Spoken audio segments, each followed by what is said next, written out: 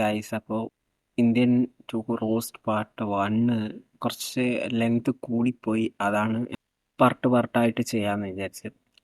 ശങ്കറെ എങ്ങനെ ചെയ്യും? നമുക്ക് ചെയ്യാൻ പാടില്ലേ? സെഞ്ചിട്ടാ പോച്ച്.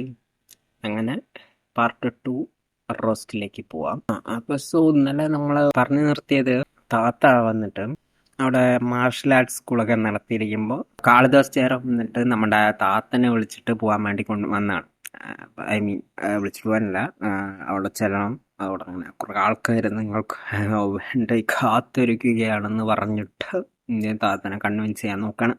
പക്ഷെ താത്ത ഒന്നും ആവശ്യമില്ല. ഞാൻ ഇതൊക്കെ ഓൾറെഡി ഫോളോ ചെയ്തുകൊണ്ടിരിക്കുന്നത്. ഏതുവരെ എത്തും, എത്ര ആൾക്കാർ തട്ടിപ്പോവും. നമ്മൾ പോകുമ്പോൾ ആൾക്കാർ മാസമായിട്ട് ഫീൽ ചെയ്യണം.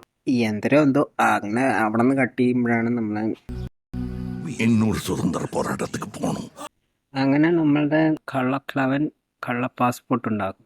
എൻ്റെ പാസ്പോർട്ടും അടിച്ച് മാറ്റി മാറുവേഷത്തിൽ എയർപോർട്ടിൽ ചെന്ന് നിൽക്കും. ബോബി സിംഹ അവിടെ വിവേക് ഇതിൽ നമ്മുടെ അന്യനിൽ ചാരി പറഞ്ഞ ക്യാരക്ടറില്ല, അതിൻ്റെ സ്പൂഫാണ് ഇതിൽ കാണിച്ചു വെച്ചിരിക്കുന്നത്.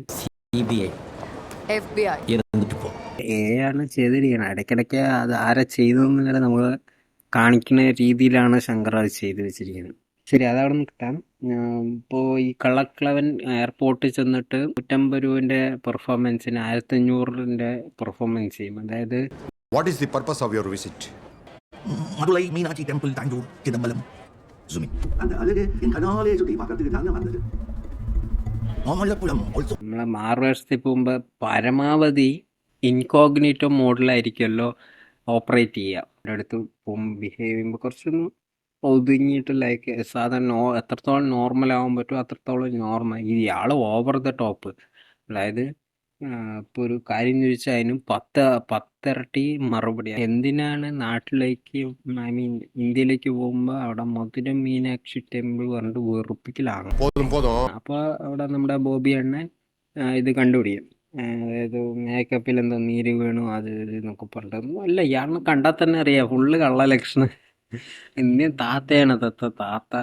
ഫസ്റ്റ് ഇന്ത്യൻ 1 കണ്ടവർക്കറിയാം പുള്ളി എത്ര കാം ആൻഡ് കമ്പോസ്ഡ് ആണ്. പുള്ളിക്ക് ഒന്നാമത് വയ്യാത്തതാണ്. അങ്ങനെ അധികം ആരുടെ അടുത്തും ഇങ്ങനെ വിട്ടു പറയുന്ന ഒരു ക്യാരക്ടർ ഒന്നുമല്ല. അങ്ങനെ ഭയങ്കര ഒതുങ്ങിയിട്ട് ആളുടെ വീട്, കുടുംബം, പിന്നെ ഈ സോഷ്യൽ ഇഷ്യൂസ് അഡ്രസ്സ് ചെയ്യുക, ഇതൊക്കെ മാത്രമേ പുള്ളിയുടെ ലൈഫ്. അല്ലാണ്ട് ഇതുപോലെ ഇങ്ങനെ ഓവർ ദ ടോപ്പായി നടക്കുന്ന ആളൊന്നും അല്ല. ശങ്കറിന് എന്ത് പറ്റി? അത് എന്തോ അൾഷിമേഴ്സ്. കാരണം ഇത് 10-20 വർഷമായില്ലേ. ശങ്കറിനെ മറന്നിട്ടുണ്ടാവും ഈ കഥ എന്തായിരുന്നു, ഞാൻ എന്താ ഉദ്ദേശിച്ചെന്നൊക്കെ. ഫുള്ള് റിലേ അടിച്ചു. പിന്നെ എന്താ എന്തായാലും ഇത്രയൊക്കെ ആയ സ്ഥിതിക്ക് ഇനിയിപ്പോൾ ചെയ്തേക്കാറിന് ചെയ്ത പോലെ ഉണ്ട്. അങ്ങനെ അവിടെ വെച്ചിട്ടാണ് നമ്മളെ നെടുമുടി വേണു താത്തനെ കണ്ടുപിടിക്കുന്നത്. അപ്പോഴേക്കും പുള്ളി നൈസായിട്ട് ബാഗ് പിടിക്കുമ്പോൾ ആള് വർമ്മത്തിൻ്റെ മുദ്രയിലേക്ക് ഇങ്ങോട്ട് പോവും. അപ്പോഴേക്കും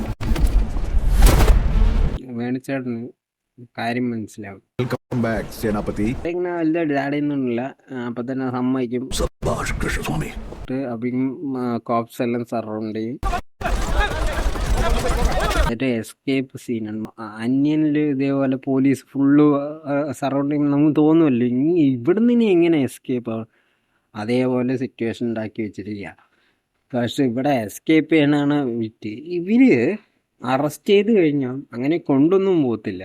അവിടെ നിർത്തിയിട്ട് അറസ്റ്റ് ചെയ്ത് വിട്ടാ എന്തെങ്കിലും വിത്തുണ്ടാ കാണിക്കുക, ബാടാ നീ കാണിക്കടാ, ബാടാ നീ എനിക്ക് എന്തൊക്കെ വിത്തേക്ക് അറിയാലോ എന്നൊക്കെ പറഞ്ഞിട്ട് നീ എന്തൊന്നും കാണിക്കാത്തതെന്നൊക്കെ. അതും ബോബിയെ താത്തയുടെ വായിക്കാത്ത തന്നെ തോക്കി വെച്ചിരിക്കുക. ഇനി എന്തെങ്കിലും എനിക്ക് പറയാനുണ്ടോ? എന്തെങ്കിലും ചെയ്യണമെങ്കിൽ ഇപ്പം ചെയ്യടാ, ഇങ്ങനെയൊക്കെയാണ് പുള്ളിക്കാരൻ പറയുന്നത്. ഇത് കണ്ട് താത്തയ്ക്ക് സഹിക്കാൻ പിന്നെയാണ് അവിടെ എന്തോ സൗണ്ട് കേട്ടോ ടക്കുന്ന് തോക്ക് പിടിച്ച് വാങ്ങിച്ചിട്ട് നമ്മുടെ വേണിച്ചേട്ടനെ ലോക്ക് வாழ்க பாரதம்.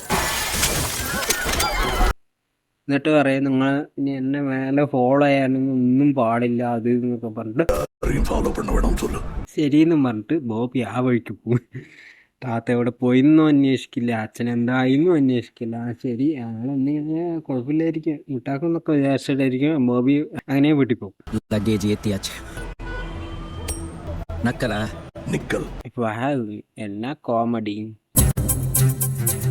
താത്ത കുറച്ച് ലുക്കായിരുന്നു, അല്ല ആദ്യത്തേനും കാട്ടി കുറച്ച് ലുക്കായിരുന്നു. താത്ത ചേട്ടന് ഒരു സുഭാഷ് ചന്ദ്രബോസിന്റെ ഒരു സ്റ്റാച്യു ഉണ്ട്, അതിൻ്റെ അടുത്ത് കാറിൽ വെച്ചിട്ടൊരു മുദ്ര, അവിടെ നിന്നാണ് നമ്മുടെ മുദ്രന്റെ തുടക്കം വരണം. കകാലവർമ്മം കേൾവിപ്പെട്ടിരിക്കുക.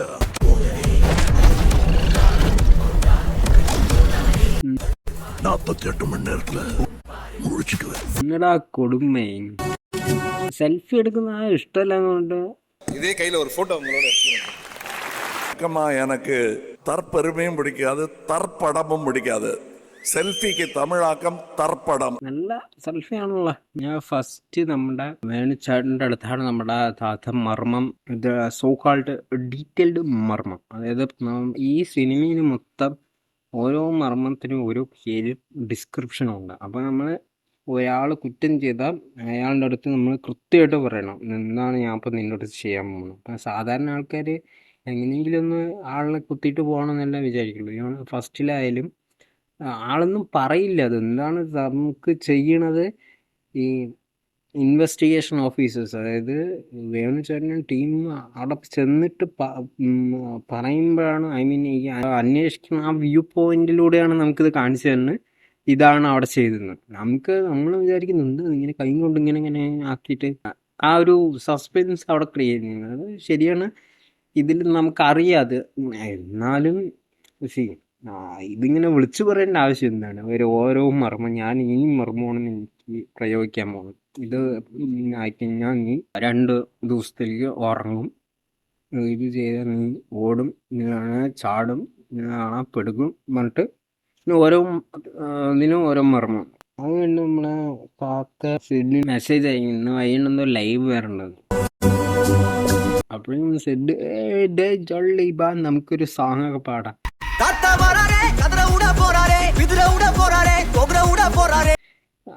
ഇവര് യൂട്യൂബ് ചാനൽ നടത്തുന്ന അതല്ല മൾട്ടി മില്യൺ ബിസിനസ്സാണ്.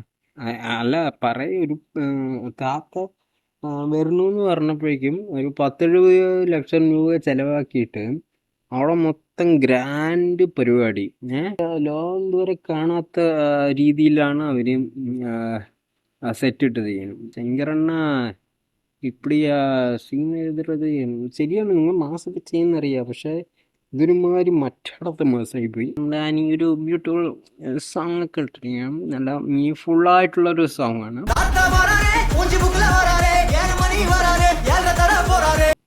പാട്ടൊക്കെ കഴിഞ്ഞ് താത്ത നമ്മുടെ ലൈവ് വരികയാണ് വൈകിട്ട് ഇങ്ങനെ ഒരു മ്യൂസിയത്തിൽ. അതും നമ്മളെ ഈ സാധാരണ പിടിക്കാൻ നോട്ടപ്പുള്ളികളൊക്കെ സാധാരണ ഹൈഡൗട്ടിൽ ഇരുന്നിട്ടൊക്കെ ആയിരിക്കും ലൈവ് വരിക. അതും ഭയങ്കര ടെക്നിക്കൽ കോംപ്ലിക്കേഷൻ ഒക്കെ ആയിട്ടായിരിക്കും വരിക. ഇതിൽ ടെക്നിക്കൽ കോംപ്ലിക്കേഷൻ ഉണ്ട്, പക്ഷെ ഫസ്റ്റ് ഒരാൾ ലൈവ് വരുമ്പോൾ നമ്മൾ എന്താ ശ്രദ്ധിക്കുക, പുള്ളിക്കാരനെ എവിടെ നിന്നാണ് വിളിക്കുന്നതെന്ന് നമുക്ക് ഐഡൻറ്റിഫൈ ചെയ്യാൻ പറ്റും. ഇല്ലെങ്കിൽ നമ്മൾ എന്ത് ചെയ്യും, ഒരു IP അഡ്രസ്സ് നോക്കി ലൊക്കേറ്റ് ചെയ്യും. ഇവർക്ക് ഫസ്റ്റ് തന്നെ അത് കാണുമ്പോൾ തന്നെ അറിയാത്തത് മ്യൂസിയത്തിൽ ഇരുന്നിട്ടാണ് ലൈവ് ചെയ്യണം. ബോബിയും കൂട്ടർക്കും ഇത് കണ്ടപ്പോഴും മനസ്സിലായി. നൈസായിട്ട് അപ്പം തന്നെ അടുത്തുള്ള പോലീസ് സ്റ്റേഷൻ വിളിച്ചിട്ട് അവിടെ പോയി അന്വേഷിക്കാൻ പറഞ്ഞാണെങ്കിൽ ഇപ്പം താത്തനെ കൈയോടെ പൊക്കിയിട്ടുണ്ടായിരുന്നു. കാരണം താത്ത അവിടെ ഇരുന്ന് പ്രസംഗമാണ്. അതായത് മറ്റേ ആദ്യം 1000 കോടി അടിച്ച ഒരു താത്തയില്ല, ആ താത്തനെയും പിടിച്ചിട്ട് വന്ന് കുറെ മർമ്മമൊക്കെ ഇട്ട് വെച്ചിരിക്കുകയാണ്. അതായത് ഇങ്ങനെ നേരവും പാട്ട് പാടിക്കൊണ്ടിരിക്കുക. താത്ത ലൈവിൽ വന്നിട്ട് പറയും, ഇത് 40 വർഷം മേലെ പ്രായമുള്ളവർ കാണണ്ട, എനിക്ക് യങ് ജനറേഷനെയാണ് ടാർഗറ്റ്, അവരാണ് ഇനി നന്നാവാൻ ബാക്കിയുള്ളൂ, ബാക്കി എല്ലാവരും ഇനി മാറാനൊന്നും പോകണില്ല എന്ന് പറഞ്ഞിട്ട് പറയും. 40 വയസ്സിന് മുകളിലുള്ള ആൾക്കാർക്കും നന്നാവാൻ പാടില്ല. ഇത് അവിടുത്തെ ന്യായം. അങ്ങനെ അത് കഴിഞ്ഞ് നമ്മുടെ SJ സൂര്യൻ്റെ എൻട്രി.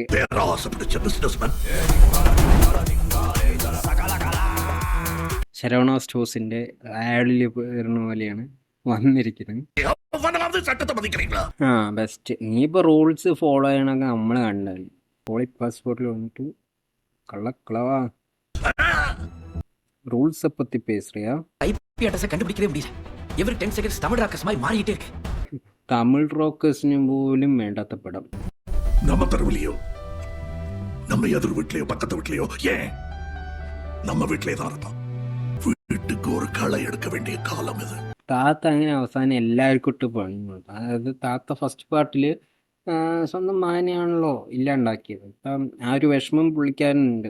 ഇപ്പം എല്ലാവരും ഇത് അനുഭവിക്കണം, ഞാൻ മാത്രം അനുഭവിച്ചാൽ പോരാന്ന് പറഞ്ഞിട്ട് എല്ലാവരുടെ വീട്ടിൽ നിന്ന് ഓരോ തെറ്റ് ചെയ്യണവരൊക്കെ എടുത്ത് നിങ്ങൾ എക്സ്പോസ് ചെയ്യണം പറഞ്ഞിട്ട് പറയും. സ്വിച്ച് ഇട്ട പോലെ ഈ യൂട്യൂബ് ചാനലിൽ അഡ്മിൻസ് ഉണ്ടല്ലോ 4 പേരും, ഇവൻ്റെ വീട്ടിൽ പറഞ്ഞു വെച്ച പോലെ 4 ആൾക്കാർ ഇതേപോലെ ക്രൈം ചെയ്തിരിക്കുക. അത് എക്സാക്റ്റ് ആയിട്ട് அது எந்த விஷயமா இருந்தாலும் கக்கூஸ் கிடைச்சிருச்சுன்னு கலாய்க்கிற ஒண்ணு மாதிரி கிருமிகளை அடுத்த ரவுண்ட்ல வச்சுக்கிறேன். അങ്ങനെയും ലാപ്പ് ഓഫ് ആക്കാൻ പറ്റുമോ? கஷ்டியை நோக்க சரவண பவனால் சேஷ்டருக்குதவும் செங்கதிர்வே. സെക്കൻഡ് വർമ്മയാണ് പാട്ട് ബർമ്മം. பாடிக்கிட்டே இருப்பாங்க. അറ്റ്ലീസ്റ്റ് അയാളുടെ പാടാൻ പറഞ്ഞു. ഈ പ്രസംഗം കേൾക്കണതിനെക്കാട്ടും നല്ലത് അയാളുടെ ആ പാട്ട് കേൾക്കണതാണ്. செஞ்ச தப்பை எல்லாம் ஒத்துக்கிட்டு எல்லா படத்தையும் கவர்மெண்ட் ட்ரெஷரியில் கொண்டு போய் கட்டிடுங்க. എന്നിട്ട് വേണം ഗവൺമെന്റ് അടിച്ചുകൊണ്ട് പോകാൻ. இது மியூசியம் மாதிரி தெரியுது. இது 1947 இருக்கிற மொத தேசிய கொடி. இது செக்ரட்டரியேட்ல இருக்கிற ஃபோர்ட் செயின்ட் ஜார்ஜ் மியூசியம்ல தான் இருக்கு. சூப்பர் சிங்கர் ഫൈനൽസ്കേ പവർ പടത്തിരിതേ. ഇപ്പോഴേലും എത്തിയാലേ ഊബർ പിടിച്ച അതിലും സ്പീഡിൽ എത്തായിരുന്നു. ഇനി ഇതിൽ കുറേ റിപ്പീറ്റേഷൻ സീൻസ് ആണ്. അതായത് ഇത് എക്സ്പ്ലെയിൻ ചെയ്തിട്ട് കാര്യമില്ല. കാരണം അത്ര സിനിമയുടെ ഒരു പാതി ഭാഗം ഈ ഒരു 4 സീന് തൂക്കിയാൽ തന്നെ തീരും. കാരണം ഒറ്റ ലൈനിൽ പറയാനുള്ളതെന്ന് ഇവരിങ്ങനെ വലിച്ചു നീട്ടി ഓരോടെ പറഞ്ഞു, അടുത്തവിടെ പറഞ്ഞു, അതിൻ്റെ അടുത്തവിടെ പറഞ്ഞു, അപ്പുറത്തോടെ എല്ലായിടത്തും ഈ ഒരേ കാര്യം തന്നെ പറയണം. അപ്പോൾ സീൻ എത്രയേ ഉള്ളൂ, 4 പേരുണ്ടല്ലോ ഈ ടീമിലെ 4 പേരുടെ വീട്ടിൽ ഓരോ ആൾക്കാരായിട്ട് നമ്മുടെ ഇവർ തന്നെ പിടിച്ചു കൊടുക്കും. பைத்தியக்கார மாதிரி பேசாத. இங்க எல்லாரும் குடும்பத்துக்காக எதை வேணாலும் விட்டு கொடுப்பாங்க. ஆனா யாரும் குடும்பத்தை விட்டு கொடுக்கவே மாட்டாங்க. நீ செய்வியா? അത് നമ്മുടെ പ്രിയയുടെ അമ്മ.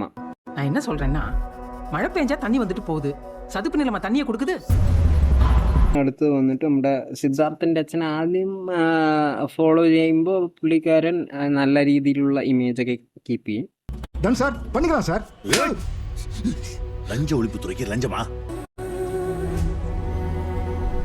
പിന്നെ വേറൊരു ടൈമിൽ ഭയങ്കര അതായത് ചെറിയ ചെറിയ ആൾക്കാരുടെ അടുത്ത് ഒന്നും വാങ്ങത്തില്ല. പക്ഷെ ഇവിടെ ടീംസിൻ്റെ നിന്നൊക്കെ അത്യാവശ്യം എമൗണ്ട് വാങ്ങും. അപ്പോൾ അതറിഞ്ഞ് സിഡും കംപ്ലൈൻറ്റ് കൊടുക്കും. പിന്നെ അടുത്ത് നമ്മുടെ ജഗൻ്റെ അങ്കിള് ഇതേപോലെ ആധാർ കാർഡിൽ ഇങ്ങനെ സൈൻ ചെയ്യണതിന് ഒരു 300 രൂപ വാങ്ങിച്ചിട്ട് അങ്ങനെ ആ ഒരു நீ வாங்குற லஞ்ச பணத்துல பாதி எனக்கு மீதி உனக்கு இல்ல மொத்தமா இந்தியன் தாத்தாக்கு. லஞ்சம் வாங்குறவங்கிட்டே லஞ்சம் வாங்குறியாரா? വേറൊരുത്തനുണ്ടല്ലോ, അവൻ്റെ സ്തപ്പ അവിടെ ലെജൻഡ് ശരവണനെ പോലെ ഒരു കട വെച്ചിരിക്കുന്നു. അപ്പോൾ അതിൻ്റെ ആഡിന് പുള്ളി തന്നെ അഭിനയിക്കാൻ പണ്ട് പറയും. விளம்பரத்துல நடிகர் வச்சு நடிக்க வைக்கிறதெல்லாம் அந்த காலம். இப்பெல்லாம் ஓனரே நடிக்கிறது தான் ஃபேஷன். லெஜெண்ட் முத்தப்பா. എന്നിട്ട് അങ്ങനെ അവിടെ വെച്ചിട്ട് അവിടെ നടക്കുന്ന ആ ഒരു സംഭവം ഉണ്ടല്ലോ, അതായത് ഫുഡ് ക്വാളിറ്റി ഇല്ല, പഴയ ഫുഡൊക്കെയാണ് അത് എന്നൊക്കെ പറഞ്ഞിട്ടുള്ള ആ ഒരു സംഭവം. என்னையா பழசா இருக்கு, ஃப்ரெஷ்ஷா போட்டு கொடுங்க. எல்லாம் இப்ப போட்டதான். അത് അതേപോലെ തൂക്കിയോ അന്യനിലെ ആ പൊരിച്ച കോഴിനെ ആ സംഭവം ഉണ്ടല്ലോ. അപ്പോൾ അതും കൂടെ ആയപ്പോൾ തൃപ്തിയായി. ഇതിൻ്റെ ഇടയിൽ ഇനി വിട്ടുപോയത് ആരാ ഉള്ളതെന്ന് ശങ്കർ ആലോചിച്ചപ്പോൾ ശരിയാണ്, ശങ്കറിൻ്റെ ഗേൾ ഫ്രണ്ട് ഇവിടെ എവിടെയോ കറങ്ങി നടപ്പുണ്ടല്ലോ, അവൾക്ക് വേറെ സീൻസ് ഒന്നും ഉണ്ടായിട്ടില്ല ഇതിൽ.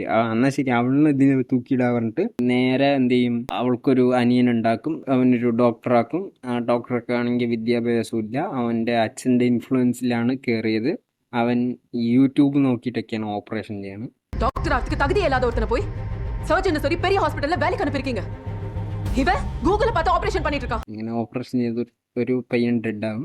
അപ്പം അവൻ്റെ വീട്ടുകാർ സിദ്ധിന് കംപ്ലൈൻറ്റ് ചെയ്ത് ഇവൾക്ക് മെസ്സേജ് ആയി. അങ്ങനെ അവിടെ വെച്ചിട്ട് സീരിയൽ ലെവൽ സീനൊക്കെ ആയിരുന്നു അത്. இந்த பிரச்சனையை இத்தோட விட்டுரு. எதுக்கு எடுத்தாலும் பணத்தை கொடுத்துருவீங்கல்ல. இந்த பாவம் எல்லாம் உங்களை சும்மா விடாது. அந்த வெட்டி நாய்களோட சேர்ந்துக்கிட்டு என்ன வேணாலும் பேசுறியா? ஏன்பா நான் உனக்கு கேக்குறேன், நாளைக்கே உங்களுக்கு ஏதாவது ஒன்று ஆச்சுன்னா இவன் கிட்ட ஆபரேஷன் பண்ணிப்பீங்களா? இவன் எழுதி கொடுத்த மாத்திரையை என்னைக்காவது நீ வாங்கி சாப்பிட்டிருக்கியாமா? ഞങ്ങൾ പറയുമ്പോഴേക്കും വീട്ടുകാർ ഫുള്ള് ഡാർക്കാവും.